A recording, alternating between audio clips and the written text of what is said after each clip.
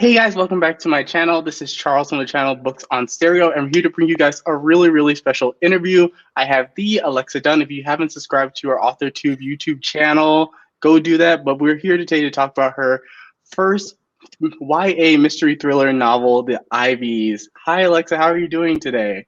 Hi, I'm good. I'm so excited to be here. I'm excited that we can talk about spoilers, which is just not the whole time, but I'm Not the whole excited. time, so don't worry, you guys. Like we will definitely. I'll put like a little Warn banner you. saying, "Hey, spoilers, spoilers." And I have a banner that I actually made, so I'm like, we're good. I'm Cool. an actual StreamYard person, but I feel like this is such a. I'm like kind of like trying to relay my fanboyness because I've like watched your YouTube videos like where you first had the idea for the book. You went to the Oh, whole you know retreat them. house. And Yeah. so I know a little bit about it, but I wanted to ask you, so how did this book, for those of you who don't know, it's a YA mystery thriller. It's set in high school. The characters are in senior year. They're all applying to colleges, a very prestigious high school, and then things go awry when someone potentially dies, and then mystery happens. So Well, that's it's a all I'm going thriller. to tell you. Someone definitely dies. Someone We could definitely say dies, that.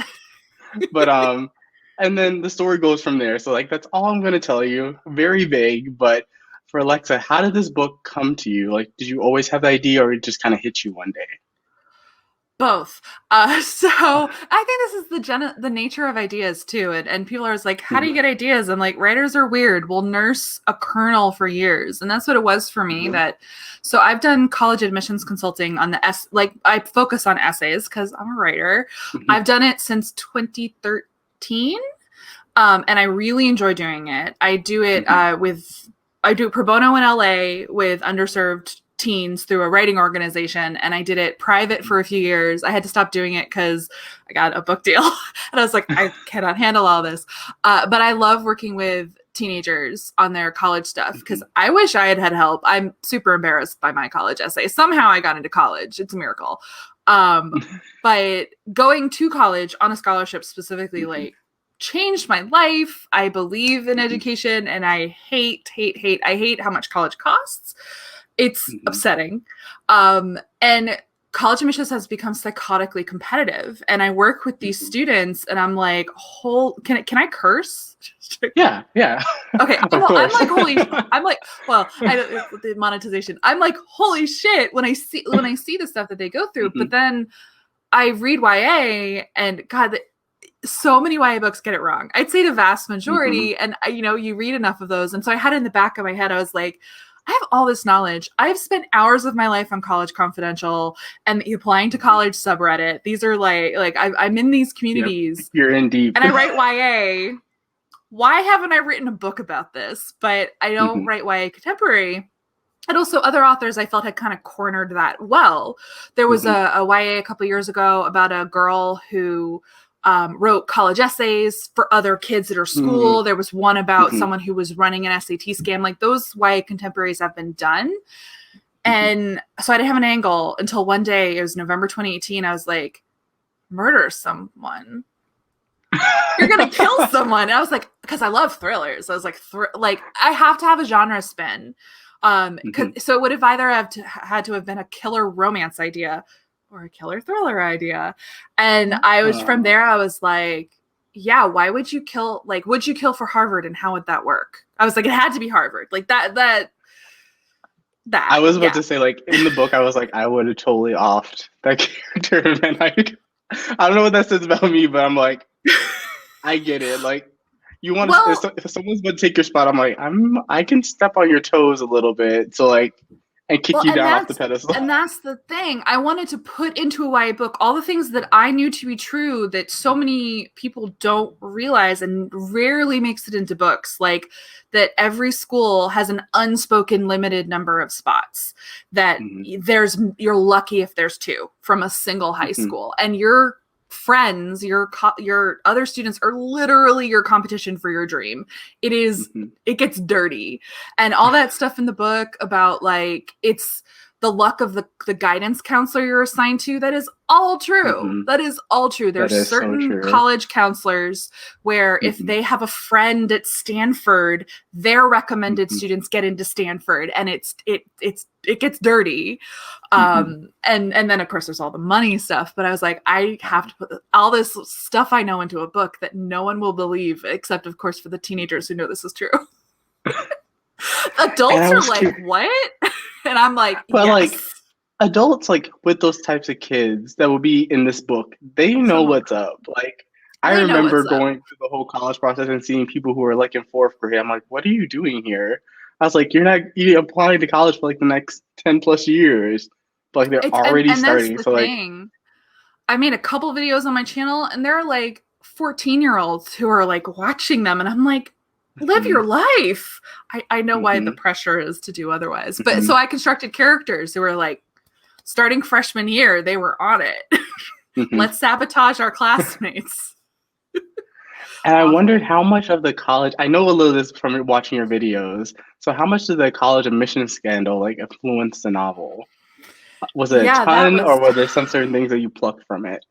That was a gift from something somewhere. The sad thing is that I didn't really have to take anything from it, because it was so kismet to what I was already writing that it was weird. The only substantial difference it made, I added some jokes about it. Like I inserted them into the first chapter. I was like, cause gifts, gifts. But, and I hinted at this. I guess we can talk specifics in the spoiler section, but I have a way of talking around it. There was an aspect of the mystery that I had on my original, I mean, as close to an outline as I'm going to get, on my original brainstorming document. And I got to the halfway point of the book around the time that scandal broke. And I had literally a few weeks before, when I was at a writing retreat, gone, I think, because I always get overwhelmed by Act 2. I am assuming because you watch your channel, you might be a writer. I was paying very close attention to like the second act and third act. I was like, because I remember, this is not a spoiler, I'm not getting to spoilers. Like, there's something that happens in the second act. And I was like, wait, there's like 15 more chapters left. I was like, yeah. I was like, hold on. So like, I just like paid attention doubly because like I just know from your videos. So I was like, let me pay attention to the second and third act. Let me pay attention. Like, I was overwhelmed writing the second act, and I was like, that thing that you put on your list that you know is a thing, but that might be too soapy, too over the top to put into the book. You already have a lot of like stuff. Then that happened, and I was like, well, it's going into the book.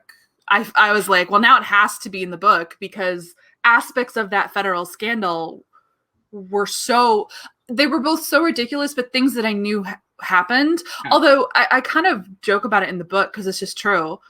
The most ridiculous thing about the federal scandal to me was being rich is already a cheat. You already have your cheat code to get your kid into an elite college. You don't need to commit fraud. You just, and that's what the gall of that was, like the entitlement of those rich people of like, no, it's not, any of the top 20 T20s aren't good enough for me. It has to be the very specific T20 that I want, so I will commit fraud to make it happen. Yeah. Like if Pumpkin didn't get into Yale, Pumpkin could have gotten into Dartmouth or something. to Dartmouth or USC, which I know isn't T20, but I think it's pretty close. Pumpkin could have gone to, Wellesley, or like, and that's the gall of it, that it's like, no, I want the specific school, so I'm gonna commit fraud. And I'm just like, what? Donate a wing. It's what everyone else does. Donate a building. We all know, like we go, oh, what is that random building that has someone's last name? Oh, someone's kid probably goes here. That's I probably know that kid. There's one bit of tea, so to speak, like urban legend that I didn't put in the book, but is something that someone from an elite high school who went to an Ivy League told me. And they said, yeah, it was known at our school that if your parents donated, I forget what amount it was, but it was a certain amount to Penn that you would get in. That was like a legend at their school. Like these really are cheats that are real among rich people. Yeah, I believe it too. I'm like, that honestly would explain a certain US president that we don't like to talk about. I'm like, Yeah. I think donations. one interesting thing about the novel is the characters. So I was wondering, did you make a conscious decision to set it from a single point of view versus multi? And then did you already know who was going to be your entry point before even start going into writing the plot of the book? That's a Because I really definitely good think it question. changes Yeah, the POV is so story. hard. I I I kind of always knew it would need to be single just because I was already tackling the challenge of writing a thriller and I didn't know if I could handle multi POV. I still don't know if I Mm, can. I would love to be able to write one, but I still hmm haven't. So and it was also honestly easier for me. It's easier to control tension in hmm a single POV, but also I knew that I could probably only write from the perspective of a character at least somewhat like me, in terms mm, of her background, but also just literally her being a white character. And I did like I thought about multi POV from the Ivies, and I knew that I would just be out of my depth mm, trying to balance. hmm And it's not that you can't, but I decided only to bite off so much of what I could hmm chew just writing a thriller, period. But it also helped me control the tension because I also knew the other girls needed to be suspects. So mm, single POV hmm just solved a lot of problems. But hmm also that I knew I can, because I went to a private college and I relate to the main character in that sense of being like hmm someone who comes from the lower middle class, being like, y'all are rich Rich. and need to calm down. So Yeah. it was kind of knowing myself, and that's why hmm that's why I made that decision. But I didn't know when I like started draft like brainstorming exactly hmm who that character was. She had to mm change over the course of drafting and editing, and the other characters were in flux as well. Like hmm working backwards from what I needed to have happen to figure out who the characters needed to be was hmm definitely part of the challenge of writing it. And I think you chose like a really the character name is eluding me right now. I'm so sorry, but the character that you choose that you do follow throughout the book is a little bit more of an outsider. She comes from Olivia. like not as much money, Olivia, and then she's kind of like thrust into society. So like I definitely that's what I was like curious to ask because it definitely Yeah. changes the amount of knowledge Yeah. that you have. Like if you had like Avery or any of the other students at the school, it would have Imagine been this like a book from whole different. Avery's POV. It'd I be was like, very different. when I saw Avery, I was like, I kind of really like her character. I was like, can I, we get I like a like her sneak too. POV, like for bonus content, just like write some scenes from her perspective. I could. There's some really good Oh, scenes for her. there's a spoiler, but like, let's just say I feel like she's having a time in the period after the book ends. She's doing things. I was like, that's a whole book right there. I was like, Alexa, I'm like, there's a book right here right now. I mean, the whole book from her POV, though, gosh, like one of my favorite things about it is this isn't literally spoilers, but it's like subverting expectations with that character was something that I really enjoyed mm playing with. And especially hmm like one thing that was important to me with Olivia is that to have her called on her bullshit as much as she is judging other characters in the book, because she was on hmm some bullshit too in terms of making assumptions and hmm ascribe, which of course was what makes her a good thriller investigator, hopefully, because she's wrong about a lot of people and things in Yeah, this she book, is. and that's the only way to make it work. But oh, I love Avery. And I wonder on a plot level, without giving away any spoilers, did you know all the different, like, I would say reveals that happen throughout the book, as well as one thing That's a that I good loved question. about at some of the end of the chapters, you would kind of end like, but it can't be this character. Or she would get How like an could it? email saying, like, stop looking. And then you're just like, wait, That came hold up on. in It's like, editing. Yeah, that was my oh, okay. editor's suggestion. My editor was like, there needs to be more tension. She needs to be like actively threatened. I was like, oh, sure. So I was like, sure. Actually, the hardest part about that was coming up with multiple parties who would have valid reasons other than being a killer to tighten the screws on that character. I didn't know all the twists. I knew the main twist. So like I actually worked backwards from the motive, because the thought experiment was, why would you kill someone for college admissions? And I had to work backwards from that. I was like, what's a good motive? But there are a bunch of other twists that I honestly, my favorite one that I pantsed, that I love to delight people with, because I have had multiple friends tell me it's their favorite twist in the book. I'll say vaguely, it's the thing that happens at the party about the character she thought she could trust, who was involved in a way that she didn't expect. That happened I literally just got to that scene and was like, this is the scene in the thriller where the person you think you trust has a secret. And I had to come up with it. But it slotted so perfectly into what I had already plotted that I was like, duh. And I even went back to the beginning and I read some of the early scenes with that character. I was like, I had foreshadowing here I didn't even realize I was writing. And then I turned the dial up a little on that character seeming a little shadier. But I love that twist, and that came to me while I was writing. And I would have to say, like, I did not see the twist coming at all in this book.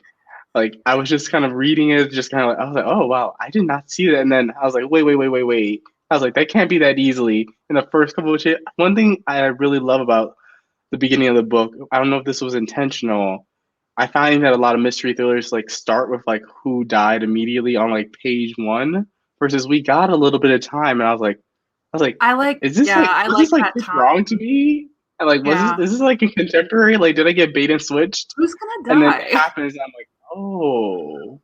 I was like, okay. But was that intentional, giving that time to like kind of get into that world, understand our characters before you enter into the mystery?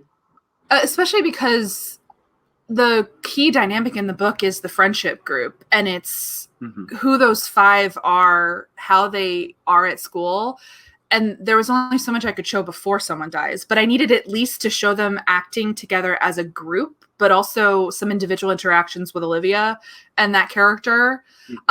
Because otherwise, like, I also like a slow build. That's a personal preference. And I did have to work with my agent and my editor to get that pacing down a little. Cause I was like, oh, let's just sit with these characters. I was like shocked. I was like, when are we going to get to I was like, when is it going to happen? I'm like, usually people are like, she died. He died.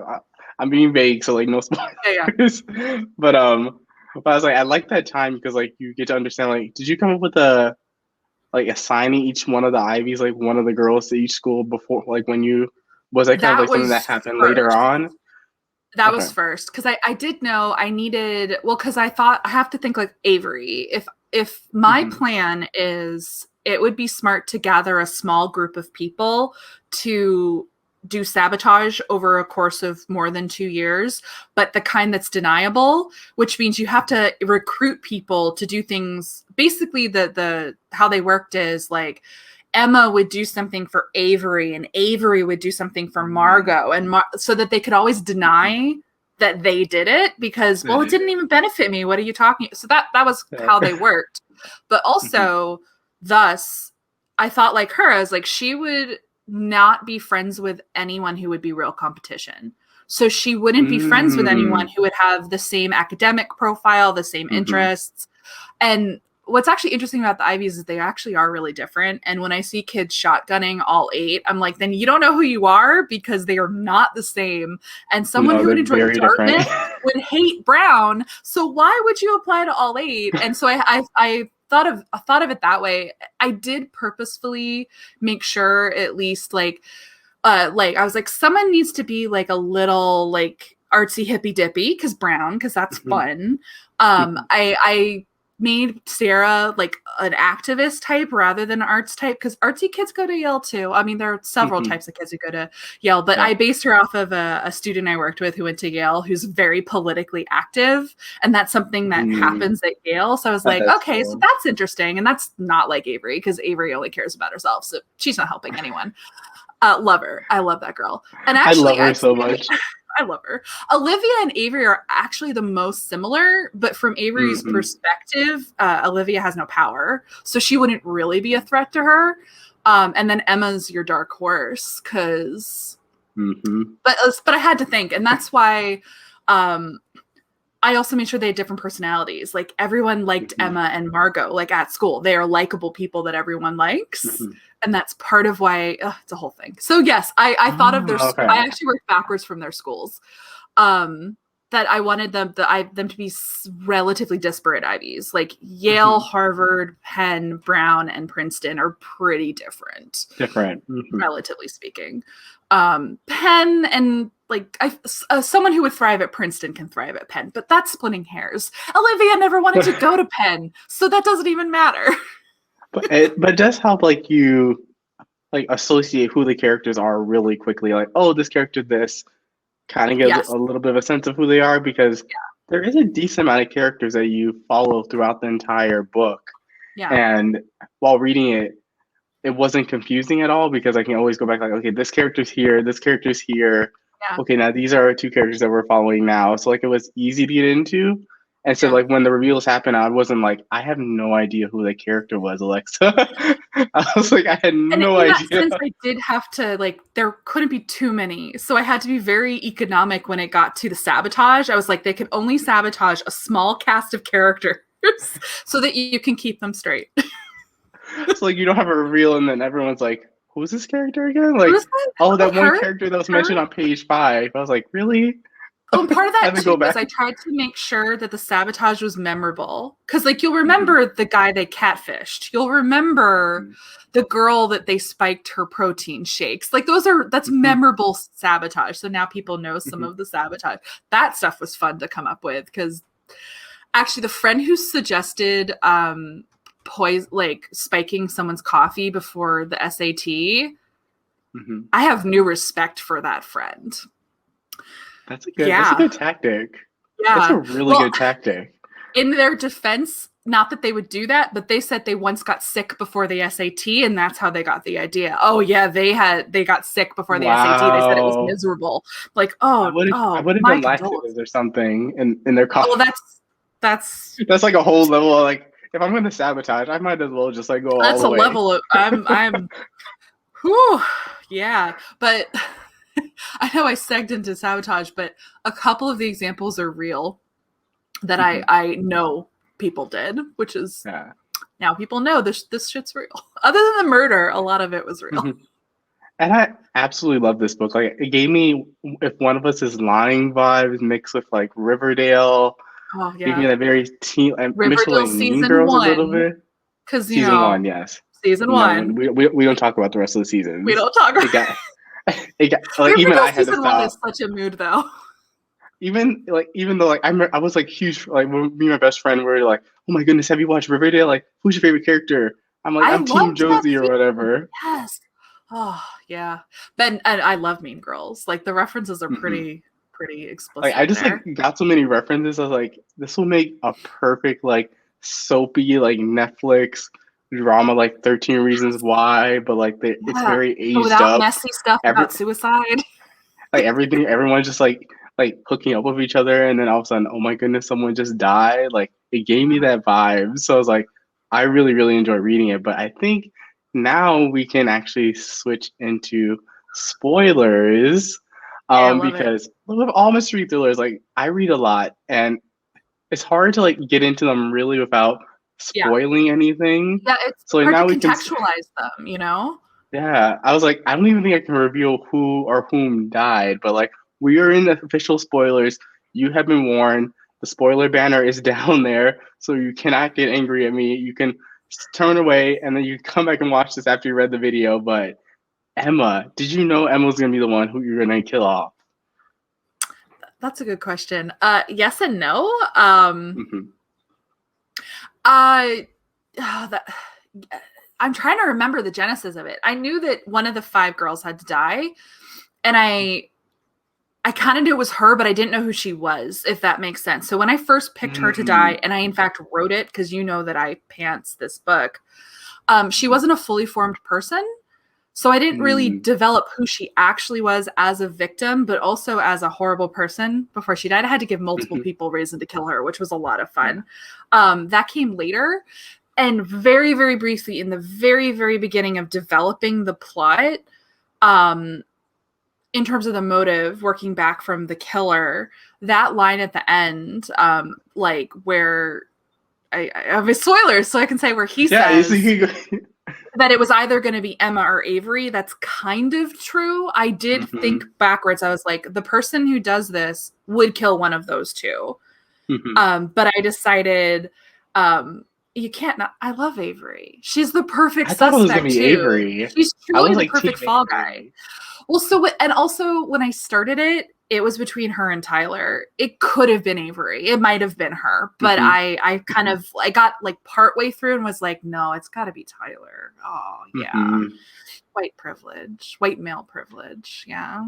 And I hate to jump, but like his whole reveal and the whole, like, I remember him in the beginning of the book. He's like, oh no, Emma. Like he was playing the Green Book and I was like reading his reveal that came out, that pointed out to me like how odd that was. Yeah. Even though they were kind of cheating on each other, which you kind of find out some other details, and then like don't forget he's a feminist. He supports her. His whole speech, I was like, I went a little villain monologue, but I enjoyed it. How did she manage to capture this like white male privilege in like such a good speech? I was like, he's a very specific kind of sociopath, basically. Yeah, he really is. Yeah. Or like in his mind, that is truly his narrative, though. You know, he's like, she took everything. It always had to be about her. And if I wasn't supporting her like a good feminist, I'm the bad guy. Okay. Oh, you're the victim. And he's so twisted because he writes about her death. He orchestrates her death for the perfect college essay. And I worked backwards from that, because the sad thing is, no, I do not know anyone who has killed someone for a college essay. But honestly, I feel like that could happen. I genuinely feel that. Because I have seen so many students be hyper calculated about their college essays. And when I have the essay consultant in the book, Megan, who is partly modeled on me, there's multiple characters who they say things I want to say to the reader. Rebecca Ito has a piece of my soul as well. That's how I would have been. Like, she's that me in high school where I would have been like, I don't even want to like deal with you bitches. I'm going to apply to Stanford. That would have been me. I am more Rebecca than I am a lot of the other characters. She's just like, y'all messy. I can't. Yeah, they are messy. They're just entitled. But when Megan says death is a terrible essay topic, it's true. That is me telling that to people, because it almost never comes across the way you want it to. And it's a very awkward topic to write about. But I promise you, there are some really twisted high school students who wrote really awful COVID essays. And I actually had a joke about that in the book. A version of it survived, but the first version was so mean that my editor encouraged me to make it less mean. And so the less mean version is in the book. But it's true. Like, I know that makes me sound like such a cynic, but there's always going to be that kid. I really hope no one murders anyone. But I was thinking of the cheerleader murders, if you've heard of those, where the mom murdered her daughter's rival. I'm like, this shit happens, guys. Although I did briefly consider Avery's mother as a killer as well. I feel like all roads, like the whole scene where I was like, when Olivia went to confront Tyler, I was like, please don't. I was like, you're making like, I know you're going to have to do it because like plot reasons that you have to confront where no one else is around to help you. He's that murder board. And I was like, run. I was like, I get for like plot reasons and like you're so into this, but I was like, I like her through her whole investigation. She ends up like screwing herself a little bit too, because they set it up the way Emma set it up. And that was like they just set it up. So I was like, I love that. I was like, you realize you got played too, Olivia. Like trying to like go more into this. Because the way I see it, the whole time, like Tyler planned the murder, probably like had Avery in mind as a fall guy, but then as things developed, Olivia was the perfect patsy. She's an idiot. Like I was like, it's like one of those thrillers where it ends so bleakly for the characters, like almost like Gone Girl. Where I was like, you just walked into a trap, Emma, and like it just happened. We can got talk a about happy the ending in the end. You know, I rewrote that multiple times. I was like, I love this ending. Like, I love like kind of like she doesn't really like. Oh, man, she kind of like gets her dreams She kind of shredded by going to becomes a Smith worse instead of Harvard. person and doesn't learn her. Well, she does technically learn her lesson, just not in the direction that we might like. And I Mhm. know some readers are gonna dislike that, and that's okay. Mhm. Because we want to see a positive arc. We want our hero to be okay. And the original ending, that was the ending. Mhm. Basically, the original. Do you want me to tell? I can tell the original Yeah, ending since we're talking go. spoilers. And this is just like I wrote a base, like the YA ending that I'm used to. Mhm. Avery's mother covers up the SAT scam so that her Mhm. baby is fine. Everyone gets into the colleges that they want to get into. Um, Olivia declines to go to Harvard because she doesn't even want to like touch that shit anymore. But she and Ethan end up happily dating. He goes to Harvard and she goes to Boston University. And she and Avery are like the friend group has like a truce of like, hey, that happened, but we're cool. And it Yeah, ends but happily let's and be bad everyone goes to guys. college. And yeah, No. that was the original ending. And my editor, before she bought the book, she got me on the phone and was like, Mhm. I want to make sure you want to work with me, because basically she was like, she wanted a more, she called it realistic, and was like, you get what you Mhm. ask for. Do you regret it yet? But she said she wanted there to be consequences for the rich kids. And she wanted there to be Mm. consequences of the SAT scam. Mhm. And I thought about it, and then I literally called her up and I warned her before I started. I was like, look, I'm now in love with this idea, but you have to understand that realistic consequences for the SAT scam for rich people is actually not what you think it is. Nothing. Mhm. And the person who's going to suffer is the Olivia. And I just Mhm. made sure she was okay with that. And she's like, yes, write that ending. I was like, because once you Mhm. switch that, Mhm. she's the fall guy. Like, Yeah. And even after all of it, you think she's Avery's going still to suffer? Please. Avery was fine, and Avery's then like fine. then she She's like also gets a a queen and I girlfriend. love I'm her. like, But she's she's living good her at best the life. end. Like, literally. And And Olivia's poor like, Rebecca Ito. Although I gotta say, like in my like fanficky brain, I'm like, what if mhm. Rebecca and Avery like end up together later? Anyway, but they won't, because Rebecca deserves a good life, That's a sequel. You could write a sequel like it could be like master's program right? or Murder at Stanford. some elite program that Olivia wants to get into, but twist, Olivia dies. Oh, Olivia made some poor choices, but like I Mhm. support her? Question mark. I support her a little bit, but I was like, I I, I know why she does it, because like I do relate to her on certain levels, because I've been in that world. But you basically have to choose whether or not you're going to sacrifice a piece of yourself to be that ambitious. mhm, And that's not some, I'm a coward. I just am not that mhm, person. But she makes that choice. And the mhm, main thing, like I really wanted it to be that conscious moment of, she's going to participate in a documentary where she crafts a very specific image of herself in order to mhm, basically get what she wants. I'm like, mhm. have fun. Have fun. Yeah, you're fine. You do I you. hope. And then I have to ask you about the first reveal that we Yeah. get with the guidance counselor. Oh yeah. I was like, I remember reading it, and I was like, okay, we must be like getting to the conclusion now. Like that was like our whole big conflict. And Yeah. then I look at the arc and I go to the chapter. I'm like, wait, Yeah. there's like 15 chapters left of this. I'm Yeah. like, Yeah. wait, that was like, wait, hold on. Like, And I did I forgot miss him when we were something? talking earlier. So essentially, that's Tyler's real Patsy. That's like the Patsy he was planning ahead of He time, was which is why planning he to have. planted the earring. And so Mhm. it's very subtle in there. But when she went to make his ID, he snuck into Tipton's office to plant the earring. Tyler's an Oh, asshole. Yeah. he is. Yeah. He's not a nice person. I mean, obviously he's a murderer. But yeah, and that I wanted to play with that fake out. Though it's a Mhm. fake out rather than a double twist because of where it falls in the book. I love a good Mhm. double twist. Oh, Tipton's an idiot. Yeah. Yeah, I was just like, when I Yeah. got to this, like, oh, I was like, why is there more book left? I was like, everything seems resolved now. Like, and then like you keep on reading, you're like, oh no no no no no Yeah. no no no no, and like the whole confrontation scene between Olivia, Tyler, and Avery. I like how Avery was like, well, I was like, you do have a point. Let's. Well, now we're talking spoilers, and that's why, like, this book from Avery's point of view, I mean, the thing is, it wouldn't be a thriller in the same way, because Avery suspected the entire time and was actively trying to warn Olivia, like, my Olivia. stepbro is bad business. And so Yes. that whole confrontation scene is her being like, I live with a psycho. What's the right play here? And it's like, what is that moment where she goes, no, actually, like, I can save the day.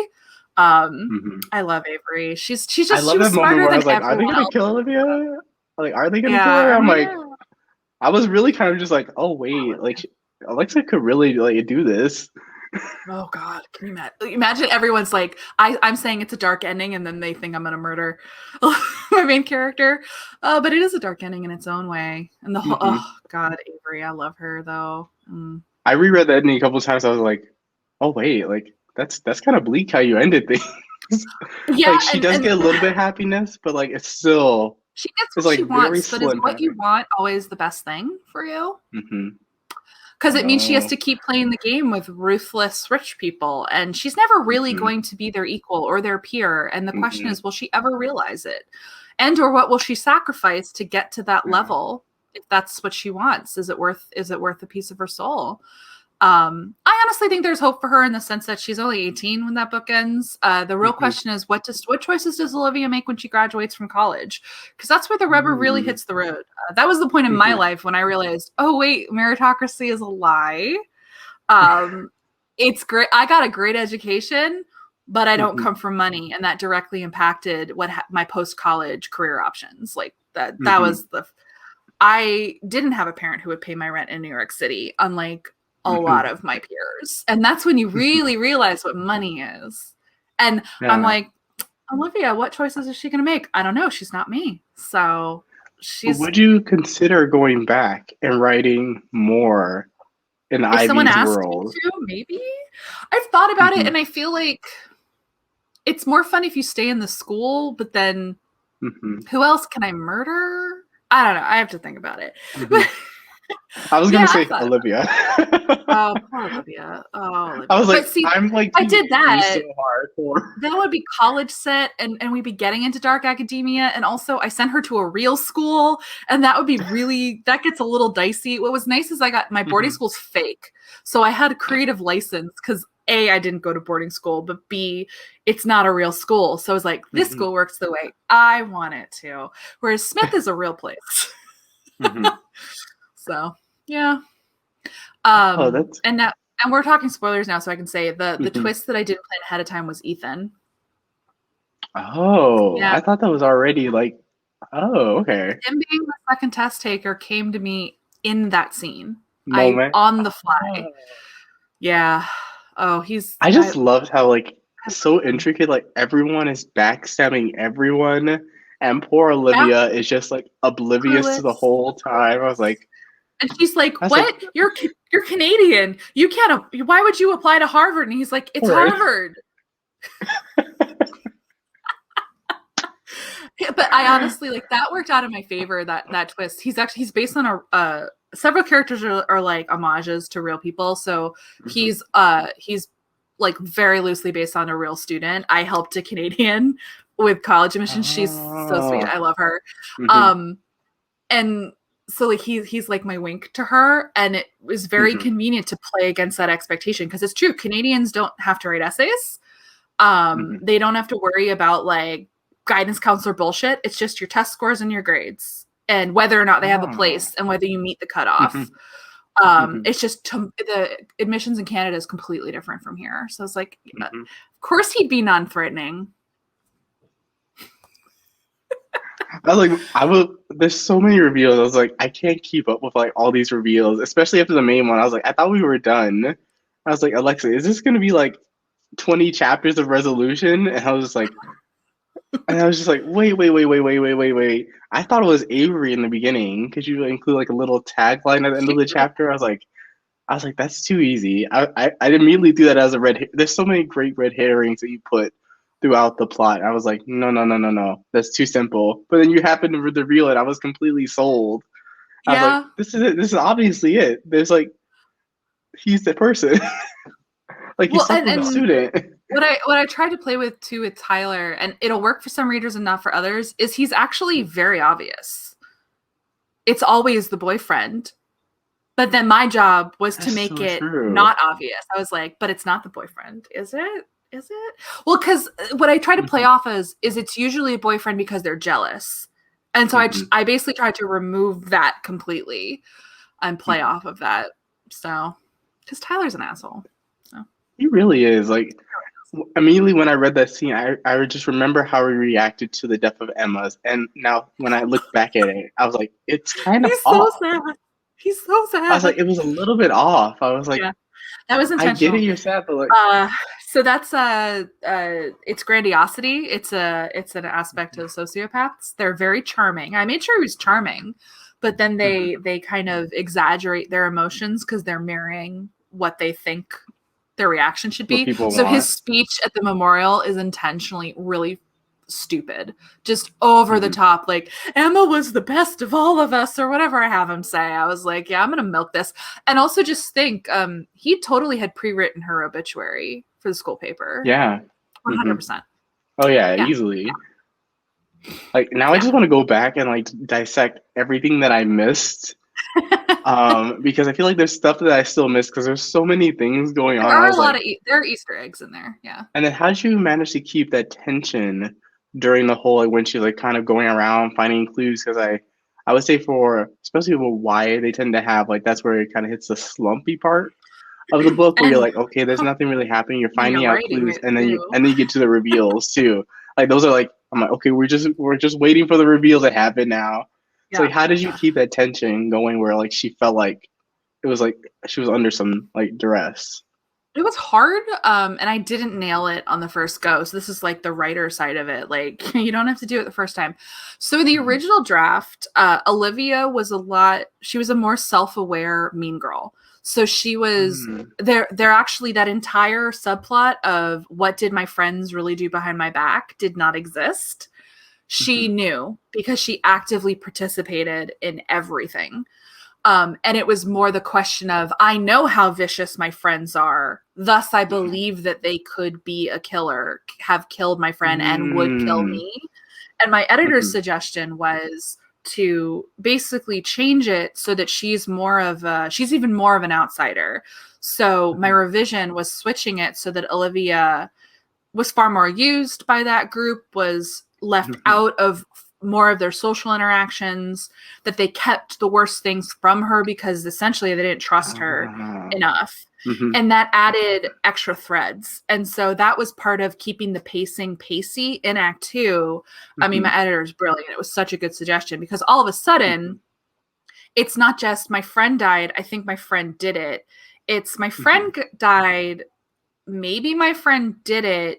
Because I'm about to tumble down a rabbit hole where everyone's telling me, you do realize your friend group is like really vicious. And so she had to follow those breadcrumbs alongside also discovering Emma's secrets and who might have wanted to kill Emma. And so that I hope that kept it exciting because all of a sudden it's like, wait, they did what? Yeah, like that was like so much fun having with all the reveals. That's like I love all these characters. Like Avery just speaks to my soul so much. I was like, poor Olivia. Like sometimes I was like, I respect him, you know.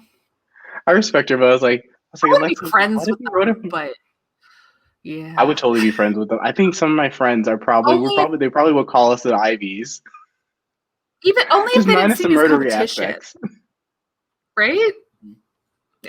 Yeah, like we're competitive, so like I fully like I was like I could see those being my friends in high school, minus the murdery stuff. I can easily see like we're all like secretly like you got 100 on that test. I would hang like with Sierra. Well, Avery is my bad girl favorite. Sierra is actually the most grounded, and she actually was the most qualified as well. So, like, when she was, I actually loved writing the interaction with her and Olivia, where she was like, I've moved on. Like, why don't you move on? Sierra's like, I'm fine. And Olivia's like, I can't let this go. I was like, She's like, she was literally like, Olivia, like, why? Like, God. Like, why are you doing this? Why are you making this complicated? So actually, But like, I put a bit of myself in there too, actually. I'm more like Rebecca or Sierra, and I've got a tick of Olivia, but Olivia's like just the like, worst parts of me as a teenager in terms of wanting to be liked. mm, We all have that. But adult yeah, me, I'm like, no, it's not right. no.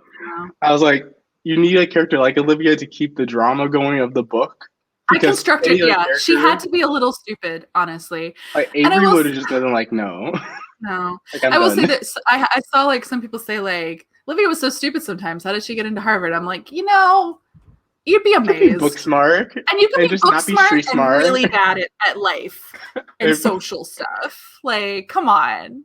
yeah, Yeah, that's I was how I like, it feel. can happen. But Yeah. I did want to ask you a little bit about your next upcoming book. So spoilers Yes. are over. So you guys can come back.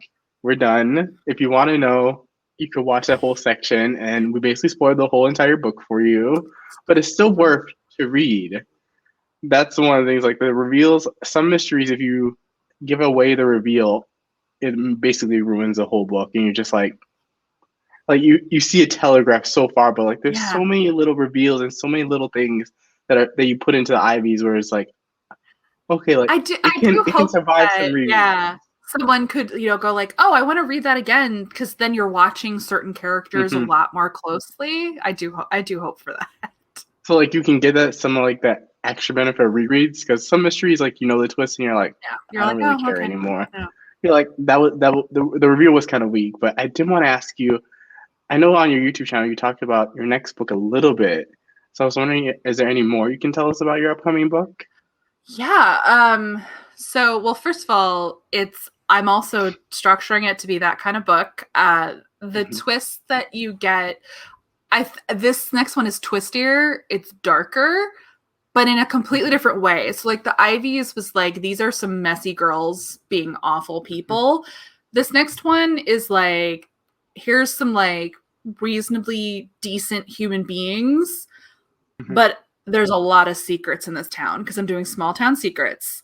So it's a girl who, and it's meta, her mom dies of cancer and she moves in with her estranged grandma into this like small picturesque coastal town in Northern California. And her grandmother is a New York Times best-selling author of murder mysteries. Ooh. Yeah, I've got the Murder She Wrote Nora Roberts vibes on Uh-huh. purpose. And it's like I love small town secrets, and I was talking to my editor, and like the vibe for the beginning is like the beginning of the movie Scream. I wanted to feel like that, where you're like Mm. cute town, but that Mhm. has a lot of lore. So the Mhm. town is famous for two reasons: for a homecoming queen who was murdered in the 1970s that shaped their town, because like there was this big trial with the killer, and then Mhm. because her grandmother wrote a book about it, she fictionalized this Mm. murder that happened when she was in high school, and it became a bestseller, which they turned into Mhm. a slasher movie in the 90s. And now Oh. the town thrives off of the tourist industry based off of her grandmother's work and this murder. And so she moves to this quaint town from Los Angeles that is like, what has a main street. They're into football. She's very out of her depth. But Mhm. then the homecoming queen is murdered in the exact same manner as her grandmother's book. Ooh. Or is it the exact same manner as the original murder? Murder. What is there a copycat? What are they copycatting? And she basically tumbles down from there. And actually, if you like the buildup in the Ivies, the victim is alive for the entire first act in this one, because it's all a build of getting to Oh, know okay. like the town. And I'm Mhm. working on it, on the pacing, but she can't die until shortly before the break into two. Mhm. So So yeah, she has some time to be alive. yeah, it's just some time to be alive, but I'm doing intersecting mysteries of basically the current murder as well as the original murder, because the question comes up, is it a copycat or was the original killer not caught? even though there's And it's the 50 years between. same. It's and I gotta, because of that, there are so many boomers in this book, and I'm like, this is the book to read if you really like grandparents. It's interesting. I'm playing with it, and it has a love triangle, which I'm enjoying. Oh my goodness. I need this book now. Like, it reminds me, I don't know if you read this, Jar of Hearts by Jennifer Hillier. I haven't, no. No, okay. I'll It look has that like up. this similar generational kind of Yeah. murder. It's not the same plot, but it's two high school girls. They go through some event. One of them ends up dead. They never know what happens, and then Yeah. things start to happen where like the same killings happen again. And I love that kind of stuff. Like, there's going to be vibes of like, we have to look at the newspaper archives, like that kind of tropey stuff of like, I love that kind of stuff. Yeah, like, and I just if love you the haven't, idea of a small town, you know, where everyone knows each other, but do they really know each other? And who hates who? Because there's some it's drama. such good, like, ripe with secrets, because like it's close enough where everyone can believably know each other. Versus if you chose like a huge suburb, and like, it's, and I no also one's gonna know what. I'm playing on like high school drama, like who hated each other and like what really went down, basically. And the parents are still around in that town, so they still have their beef, and their kids kind of have beef with each. Yeah, it's like, that. And I'm it's such big conflict. But unlike so I'm super Ivies, excited. My main character is not a hot mess. She's a normal person, and like there are secrets in her friend group, but like they're not backstabbing awful people. So it'll be an interesting swap for people, but the third act is going to be a banger. Like worse than the Ivies. By worse, I mean I'm going to blow stuff up figuratively. Yeah. Oh, I was gonna say like literally or figuratively. Not literally. I could. Yeah, the idea. I was like, what kind of what type of third act are we having here? Pretty bad. And I worked backwards from a double twist. So for this one. And when can we tentatively expect the book to come out? Does it have a title yet? Yeah, it has a title. It's Murder She Texted. And I did say on my channel that was a tentative title, but my editor and I like it so much that it might stick because it's funny. And it'll be out in fall 2022. So I do have to finish it. Okay, so hurry up and finish it. Send me an arc so I can read it. And so I can go, let me see how this is different from the Ivies. So you guys should all go and buy the Ivies. It's an absolutely amazing book. I have different tropes. If you're on the fence about YA thrillers, like this one is definitely one you will like. If you like if one of us is lying, you will definitely like this one. I'm usually a little bit harder on YA. Yeah. But like I even like this one more than if one of us was lying. The reveals in this one got me a little bit more. The reveals in the other one, I was like, and one of us is lying, I was like, like you did that trope. I was like, okay, I see what you did there, but I was like, you gave me Agatha Christie vibes. I was like, I don't like that much. I love Agatha Christie. That's a whole other conversation. My goal in life is to take all the thriller tropes and put them into different blenders and just write those books. Please do. So like I want another closed loop mystery that's like and then there were none. But I haven't found one that does it exactly as well. Someday I hope I'm smart enough to write a book like that. Cause same. I do have an idea for an adult one, but I'm not ready to write it, and it won't be as good as Agatha Christie. But I will try. Oh please! Like I don't know how she did that. Like if you guys haven't read it, you don't know what's happened until like the epilogue. Even and like you can read it a bajillion times. Every time I go back to who the killer is. Like, yes, I forget. Like, I mean, now I have it pretty fresh because I also love the miniseries, the BBC miniseries from a few years ago. But like, I would forget and then watch it fresh and be guessing all over again. So good. It's so good. Like that's like a perfect mystery. The Ivies is like really nearing perfection. Like I would definitely, it can hold up on rereads. It's definitely a really great book. I definitely think you guys should go pick it up. And will there be an audiobook available as well? It's going to be out the same day. Same day. So I will leave all those links down for you guys down in the description box down below, as well as links to Alexa's YouTube channel, so you can go subscribe to her so you can get all the latest updates. Like it's kind of out of body experience, like interviewing her because I'm like, I watch all your videos. Like, I know, I I was like, how much do I like insert myself? I was like, I know you said this in one No, video. I love that because I'm like, because I otherwise I keep repeating, well, I made a vlog about this thing, and I just sound really megalomaniacal. But it is true. People, if people want to, there is an entire vlog series of this book start to finish, which is crazy. And the next one's going to be even more like, because I think I've learned the balance of how much to say in a vlog to make it fun for people when they eventually read the book. So yeah. Yeah, so I highly suggest you guys go watch the videos and then buy the book if you want to do some preparing to see if you can kind of figure out what's going to be happening in this book. Honestly, we told you in the spoilers, but if you didn't watch that, yeah, that's true. You're fine. You are. If you don't want any spoilers, do not watch my trope ranking video because then you'll know all my secrets. Because actually, if you go back and watch that, you're going to be like, oh yeah, no, it's a checklist for the Ivies. So many of them. Oh my god, I need to do that now and go back and rewatch that. Just write a list and then come up with a plot so that'll service your tropes. Yeah. That is so amazing. So like, you guys definitely go buy the Ivies when it's released. You will absolutely love it. I just want to thank you, Alexa, so much for coming on my channel, allowing me to talk to you.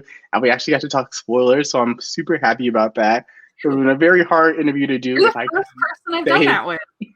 Oh, really? Yeah. This is only my second. I had to ask you. I was like, I want to talk about spoilers. I'm like, at some point, like, I can't tiptoe that much around everything. I'd be like, remember when X happened to what character? When that thing happened with the thing? Yeah, it's hard. Yeah. But thank you so much again, Alexa. And thank you guys so much for watching this video. Like I said, those links will be down in the description box. And I'll catch you guys with a brand new video. Bye, everyone.